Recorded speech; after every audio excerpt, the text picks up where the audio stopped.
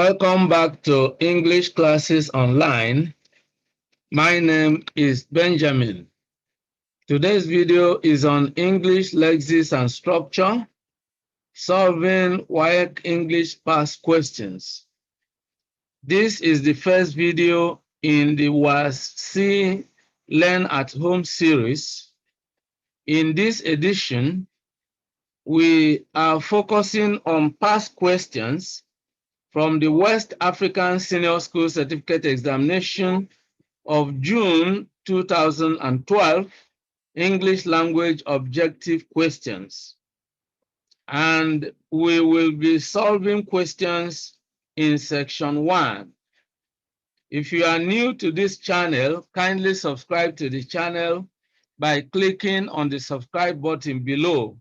Click on the bell icon as well, so that whenever a new video is uploaded on this channel, you will be instantly notified. Let's dive into the lesson right away.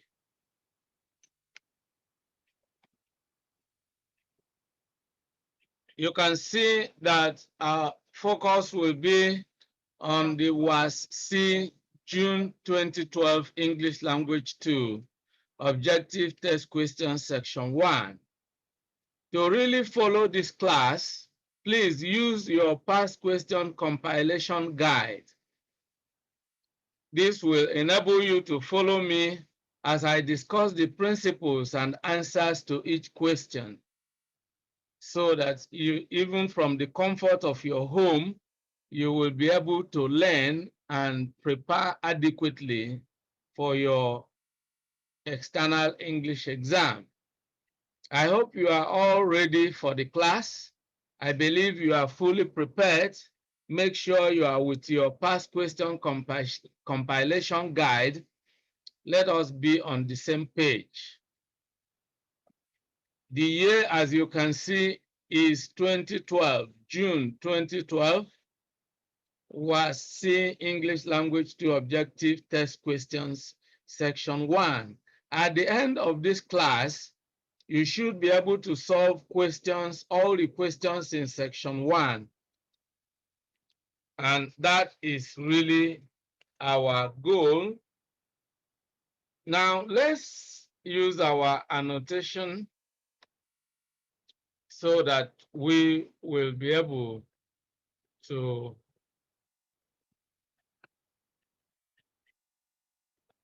okay. Now, the instruction. In each of the following sentences, there is one underlined word and one gap. From the words lettered A to D, choose the one that is most nearly opposite in meaning to the underlined word and that will at the same time correctly fill the gap in the sentence. Now let's look at the grammatical principles that we shall be looking at.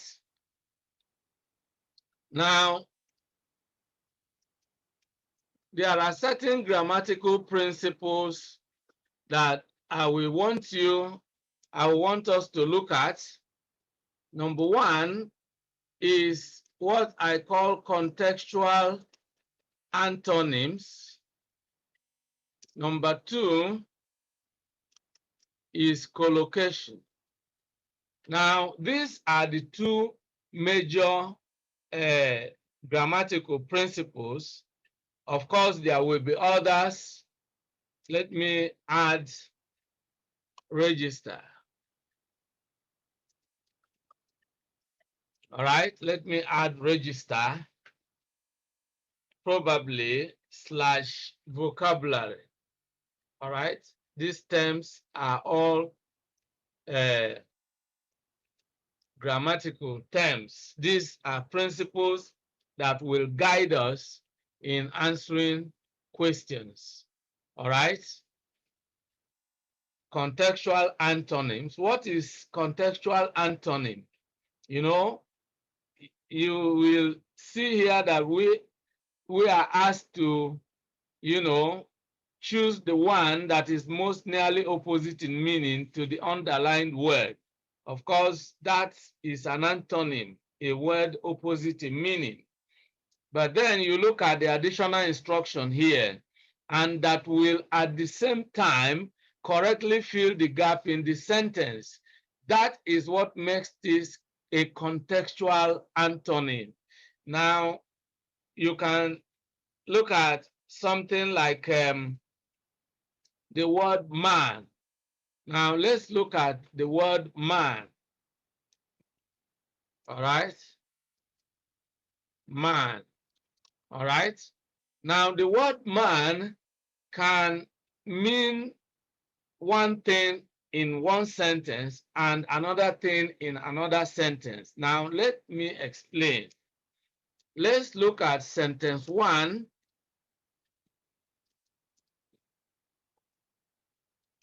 Musa is a man. Now, I want you to take note of the meaning of man in this context in sentence 1. Okay, then sentence 2.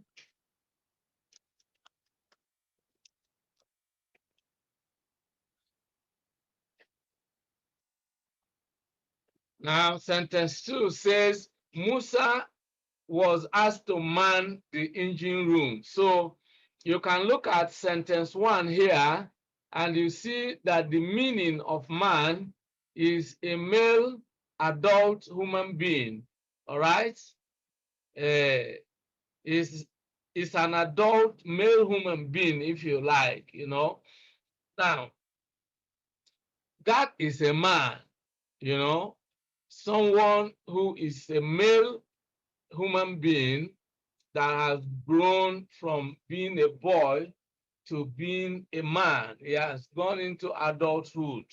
He can be described as a man. All right? But that's the meaning. So in sentence 1, man is a person. So is a noun. Now look at sentence 2. Musa was asked to man the engine room. The meaning of man is no longer a person, but an action. So whereas in sentence 1, man is a noun, in sentence 2, man is a verb. So to man in sentence 2 is to control. Musa was asked to control the engine room, or to supervise the engine room, or to take charge of the engine room. So you can see that the meaning has changed. Now, in other words, English words are like chameleons. Chameleons change their color from one physical environment to another. English words change their meaning from one linguistic environment to another. So we are going to look at the principle of contextual antonyms, all right? We look at the context within which a word is used to determine the meaning, and then we look for the opposite that is, appropriate to that meaning. Now, the second principle is collocation. Collocation is the concept of words, being used together in sentences. Certain English words tend to be used together. Now, let me give you an example, all right, of collocation. Now, let's use the word eat. I eat food, all right? Then in sentence 2, let's look at the word drink, all right? I drink water. I drink water, water, all right? So you can see that the word eat collocates with food. When we use the word eat, we use it together with food. And when we use the word drink, we use it together with water. It will be abnormal, grammatically wrong if we say I eat water or I drink food. So you can see that, drink doesn't collocate with food and eat doesn't collocate with water.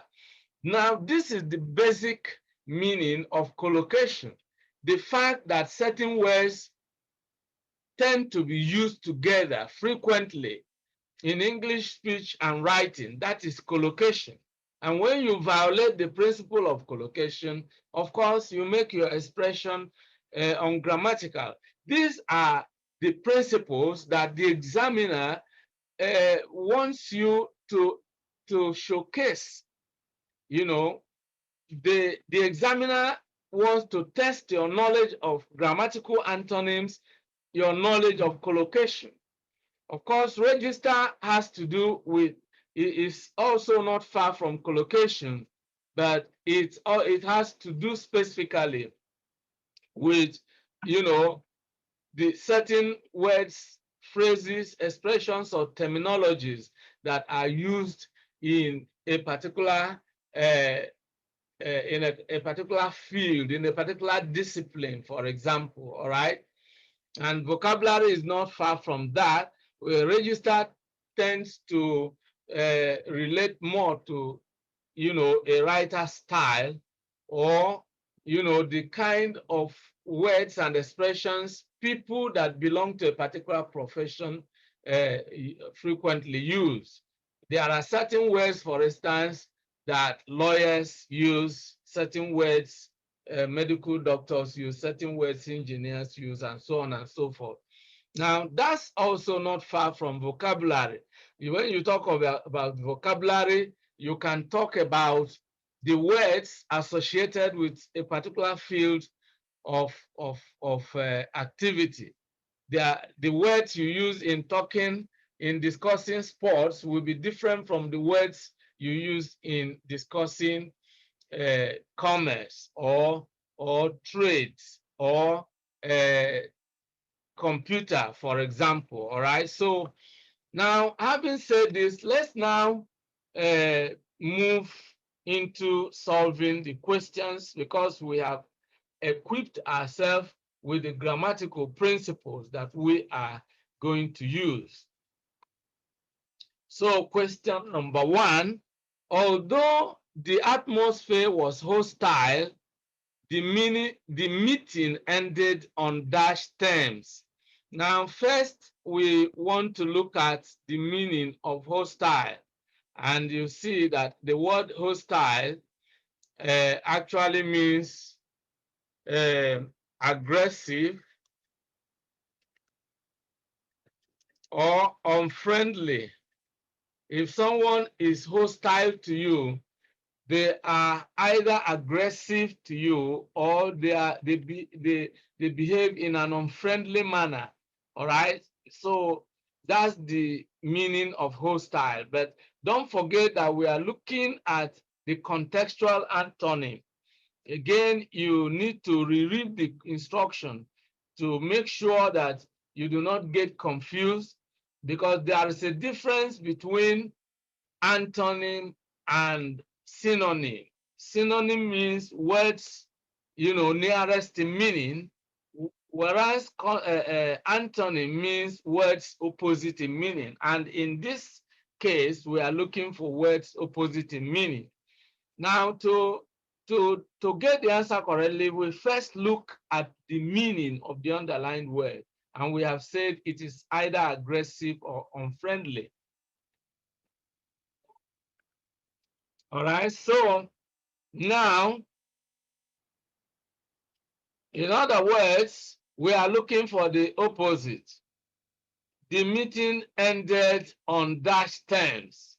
A gentle, it cannot be gentle, because even though gentle could be said to be positive, while hostile is negative, yet it doesn't really give the correct answer, because it will not be proper to say that the meeting ended on gentle terms. In other words, even though gentle, even if you find gentle a little bit the antonym of hostile, yet it cannot be a collocate of meeting. You don't talk about gentle meeting. All right? Can describe someone as gentle, but certainly not a meeting. Now, number 2, unacceptable. Unacceptable is not appropriate because unacceptable is the opposite of acceptable. Even though hostility is unacceptable, yet we won't be talking about unacceptable meeting, that the meeting ended on unacceptable terms. It doesn't fit in. Now, C is suspicious, which also is a clear departure from the meaning or even the opposite of the meaning of hostile. Now, D is amicable, which obviously is the appropriate answer, all right? Because the meaning of amicable, the meaning of amicable is friendly. And so you can see that the opposite of unfriendly is friendly. The opposite of amicable is unfriendly or aggressive or hostile. So this actually is the correct option. Question number 2. The company had to dash the restaurant in order to construct a hostel. Now we have to look at the meaning of construct. Now, to construct is to build. You construct a house or you construct a bridge, and then when you say you are constructing a house, you are building a house. So the actual meaning of construct is build. And so we are looking for the opposite of build or the opposite of construct. So the company had to dash the restaurant in order to construct a hotel. A, demolish.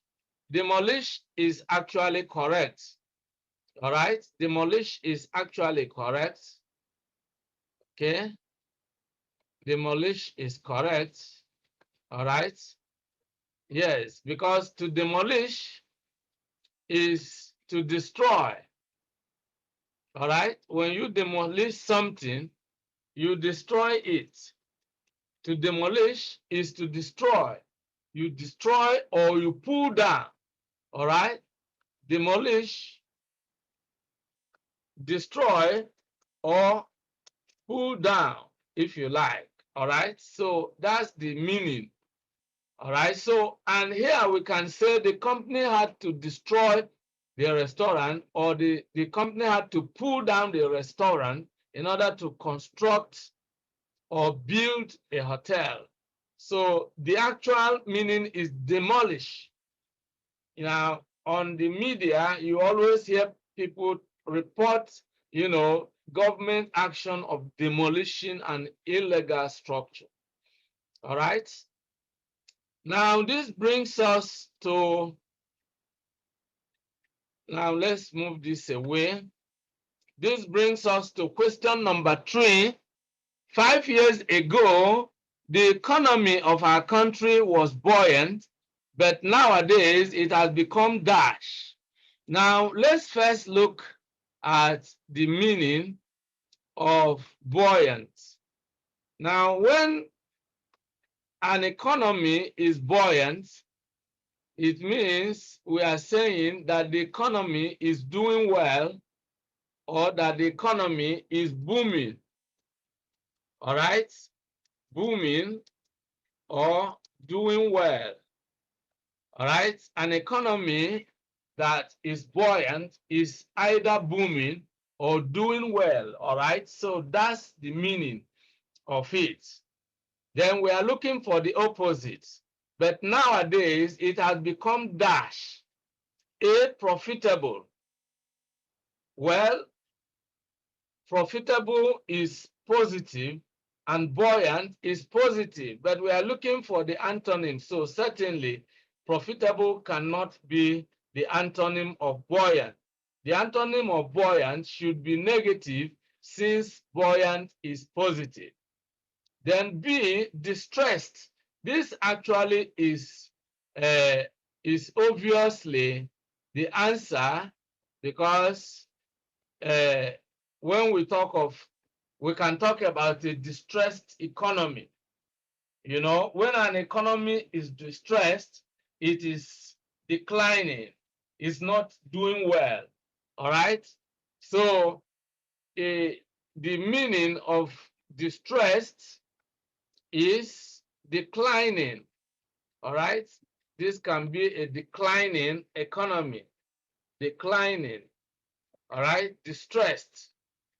An economy that is not buoyant is distressed or declining. A declining economy. All right. So that actually is the answer. So at this juncture, we are going to take a short break, and then I will be right back to continue from where we stopped. So stay tuned to this episode. I will be right back.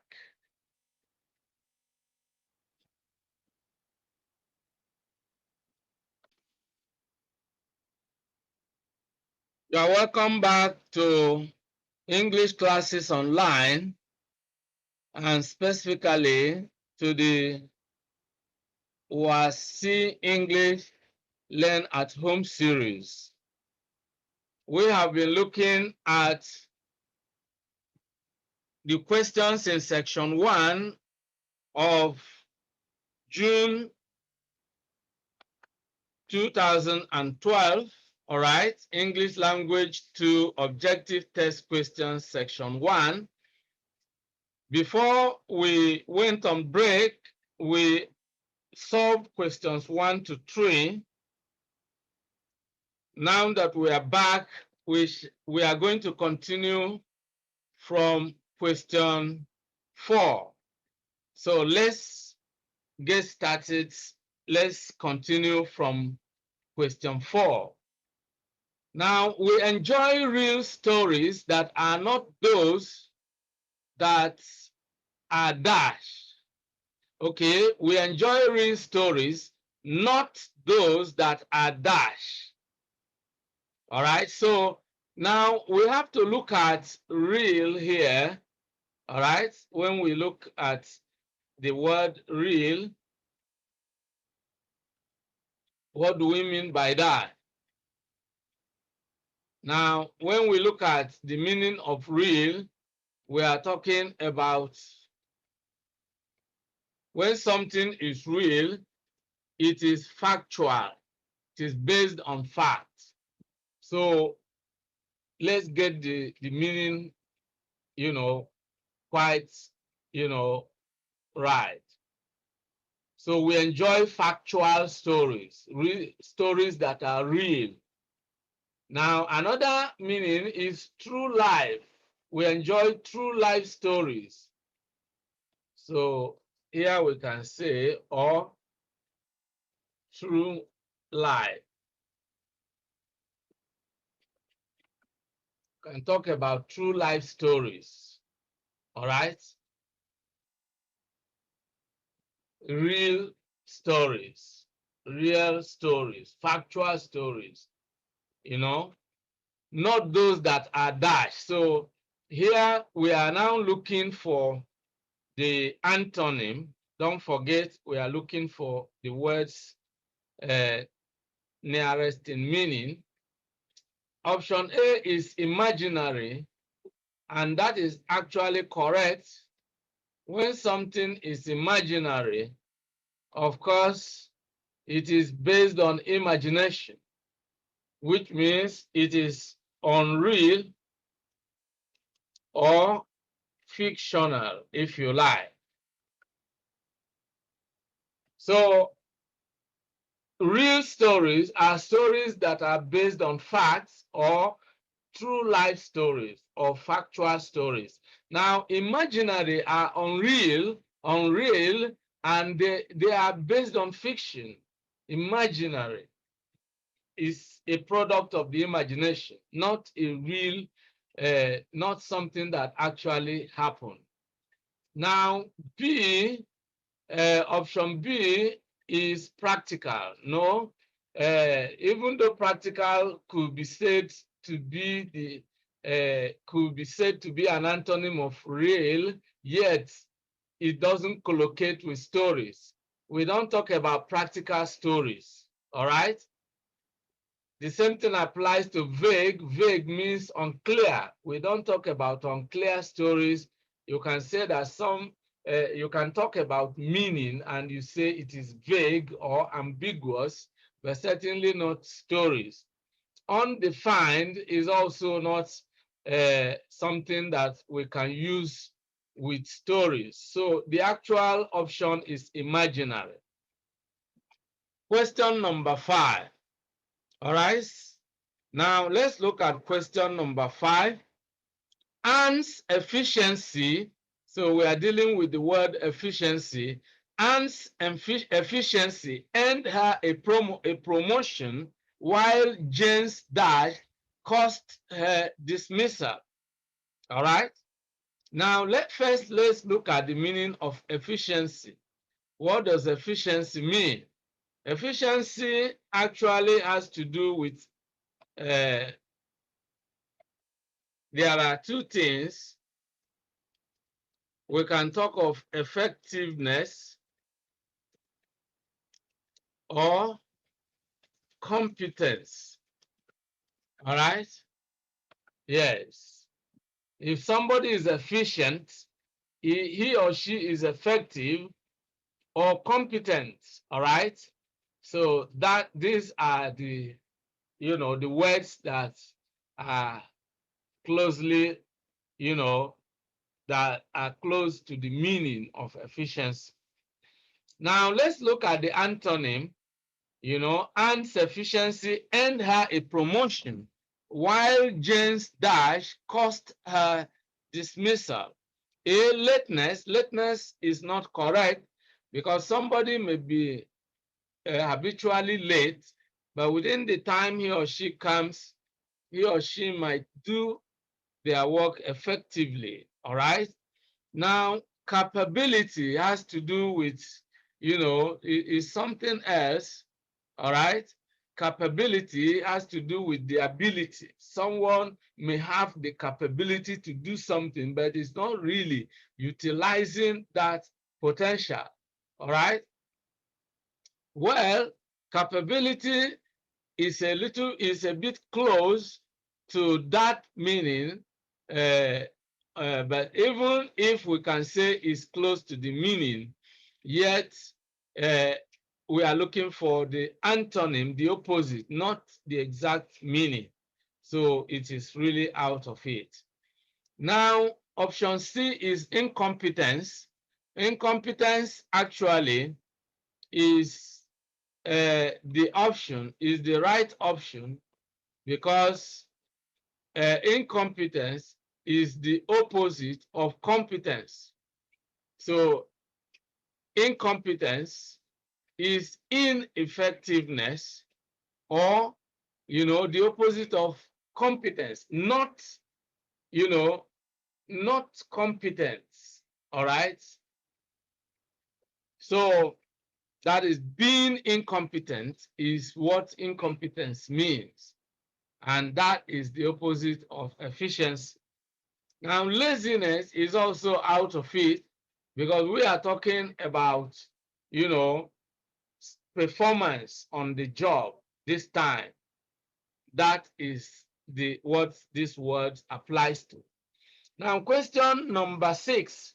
While Rashida's business is flourishing, Ida's is dash. First, let's look at the meaning of flourishing. Now, when something is flourishing, a business that is flourishing is actually booming or doing well. Or yes, these are the actual meaning. If your business is flourishing, it is booming, it is doing well. All right. Then we are looking for the opposite to this. Idas is dash, declining, and this is actually the actual meaning, because when you are talking about declining, then of course that's the answer. Declining here means, distressed. We earlier met the word, you know, distressed. All right, so that's exactly what it means. Distressed. All right, declining, distressed. All right, now let's look at other options. Diminishing is not actually correct because even though diminishing has a negative uh, meaning, just like declining, yet it does not collocate with business because you can't describe a business as diminishing. Vanishing can also not collocate with business because you cannot describe any business as vanishing. The word vanishing is something that disappears. Withering has a meaning that is related to leaves. When leaves can wither, all right? Withering trees. If a tree withers, the leaves dry and fall off. So you can't describe a business as withering. So the appropriate option is declining. While Rashida's business is flourishing, Ida's is declining. Question number 7. Clara is full of admiration for Lena, but she treats me with dash. Now, let's look at the meaning of admiration. All right. Now, the word admiration is derived from the word admire. When you admire someone, you like the person, right?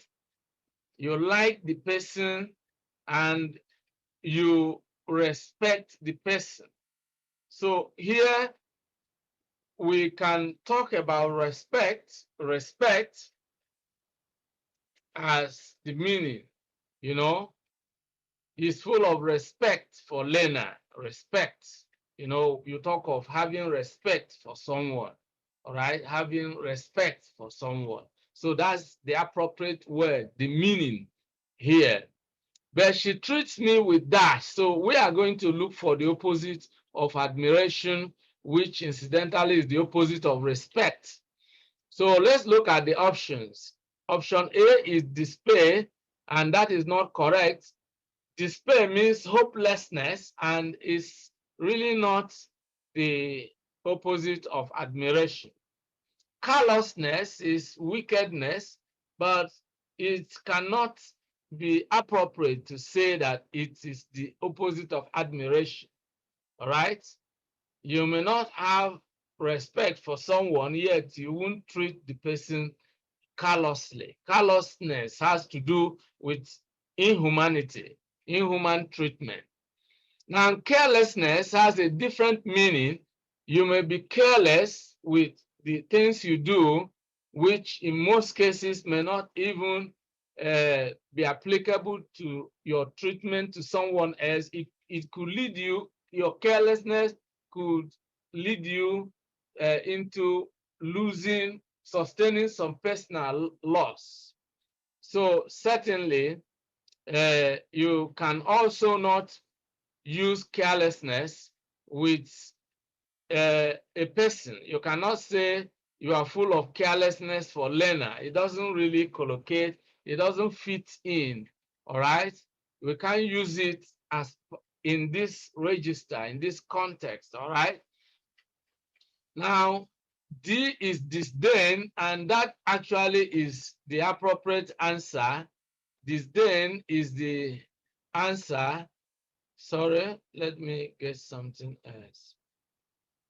All right. Disdain is the appropriate answer here. All right. Because disdain means when you have disdain for someone, then you have disrespect.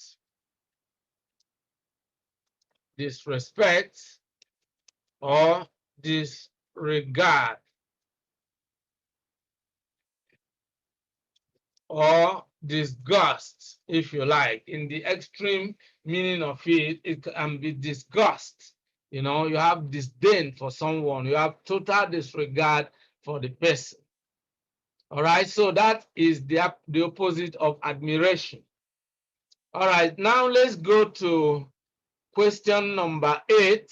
All right, question number 8. The contributions should be dash, not compulsory. So we are looking for compulsory. When something is compulsory, you have to do it whether you like it or not. When something is compulsory, then what can we use as the appropriate meaning? It's mandatory. Is mandatory. Is mandatory. All right. So if something is compulsory, it's something you must do, whether you like it or not. So option A is willful. That's not correct because that has a different meaning. It does not collocate with contributions. It's not always appropriate to describe a contribution as willful. No. So it doesn't collocate. Voluntary is actually the right option because when something is voluntary, you do it willingly. All right? Willingly. All right? You do it willingly. You do it, you choose to do it, not, you don't do it under duress. All right? So, and the actual meaning of voluntary here is optional. All right? We can use the word optional. Optional is something optional or willing. If you do something willingly, you do it voluntarily. So a willing contribution, well, that may somehow collocate, but optional actually is the meaning of voluntary here. The appropriate word is voluntary. You can talk about voluntary contributions, something you are not forced to do. All right, voluntary. Okay, so that actually is what it is. All right.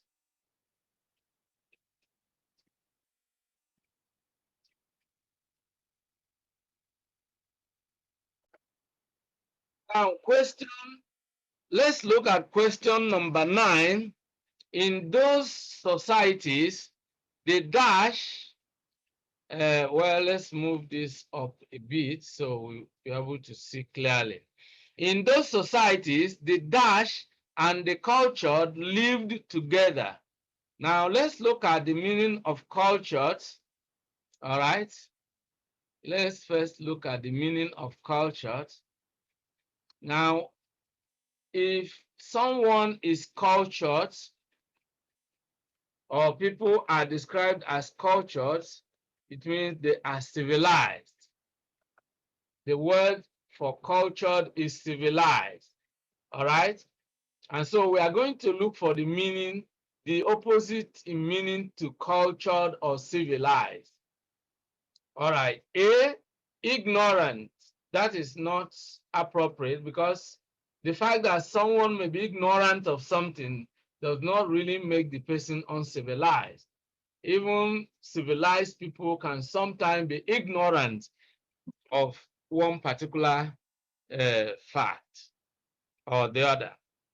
Then rich is positive in meaning and cultured is positive in meaning. So we are not looking for something that is near in meaning, even though rich does not have the same meaning to cultured. Now let's look at barbaric. Barbaric actually is the right option because the meaning of barbaric is uncivilized. When you talk of people that are barbaric, then you are talking of people that are uncivilized. All right? So, which actually is the opposite of civilized. Now, arrogant has to do with someone having a high estimation of themselves or being proud, all right? But that doesn't have anything to do with being civilized or not. All right, so we are going now over to question number 10. So let's go over to question number 10.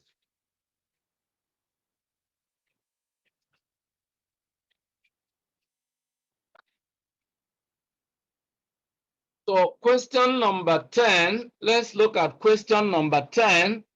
Some people live in abject poverty. So we are looking at poverty, while others live in dash. Now, poverty, when you are poor, then you live in lack or in misery. Poverty. All right. All right. So while others live in dash, so we are looking for a word that is opposite in meaning.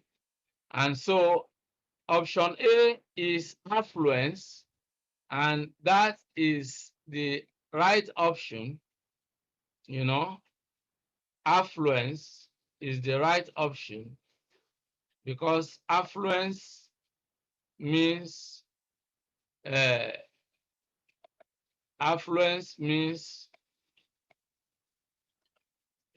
prosperity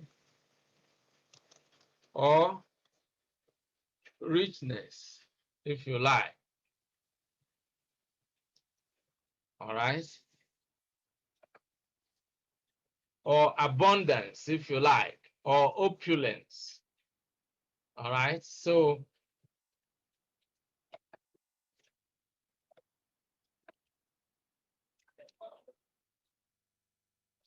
opulence. These are all the possible meanings of affluence. All right. Now, greatness is really not the opposite of poverty.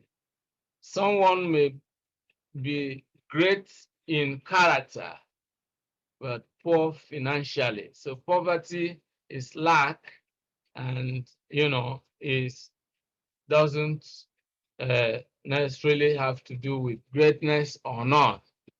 Then fame is popularity, but that has a different meaning. All right. Then peace is also something that is quite different in meaning from the context in which we use poverty. All right. So this is where we are going to draw the curtain in today's video. We have been able to look at various aspects of this particular section 1. We have looked at various grammatical principles that will always help you to answer questions correctly in this section. So we looked at English lexis and structure, and our focus has been on solving Waec English past questions. We looked at June 2012, section 1 of the English language to objective test questions. I hope you enjoyed this video, and I hope you learned sufficient lessons to enable you to answer all the questions in this section. If you have enjoyed today's video, like the video and share it with your friends and relations. If you have not subscribed to the channel, this is the appropriate time for you to really hit the subscribe button. You will find a red button tagged subscribe below. Click on it and you will be automatically subscribed to this channel so that you will have free access to all the videos we upload on the channel. And the next thing you need to do is to click on the bell icon so that whenever a new video goes live on the channel, you will be notified instantly. If you have any questions, any suggestions, if you have any topic you have in mind that you would like me to discuss in subsequent videos, do leave your comments in the comment section below. Try to, browse through the description section on this channel. You have, a lot of related videos that will help you, that will teach you, that will enable you to achieve proficiency in English language. And you will also find lectures, video lectures on content creation. If you want to to pursue a career in content creation, you want to become a digital marketer so you can create your own digital products, or you want to create videos like this one, content creation is something that I am into. There are two major areas that this channel takes care of, language teaching and content creation, or content marketing, if you like. So, and if you are interested in videos like that, make sure you subscribe to this channel and always, click on the bell icon so that you will always receive notifications whenever new videos are uploaded. I want to say a big thank you to all of you for being part of today's episode. I look forward to seeing you in the next video. Bye-bye for now and remain blessed. Many thanks for watching today's video. A big thank you to all of you out there for being part of today's episode. I hope you enjoyed the video. If you did, kindly subscribe to this channel. Subscribe now as a way of giving us support. For notification about new videos, click on the bell icon. You will find the bell icon. Click on it so that whenever a new video is uploaded, you will be instantly notified. If you have actually enjoyed the video, like and share the video with your friends and relatives. This is very important. If you have any comments, leave your comments below. Any questions, any suggestions, we would gladly receive them and respond promptly and positively to them. See you in the next video. I look forward to always seeing you in the new video.